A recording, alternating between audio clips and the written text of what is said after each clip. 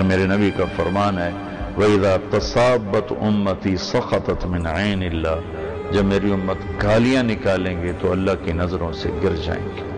تو میں آپ کی محنت کرتا ہوں، صرف رمضان کی بات نہیں کر رہا ہوں، ساری زندگی کے لیے اللہ کے واسطے گالی دینا چھوڑ دیں۔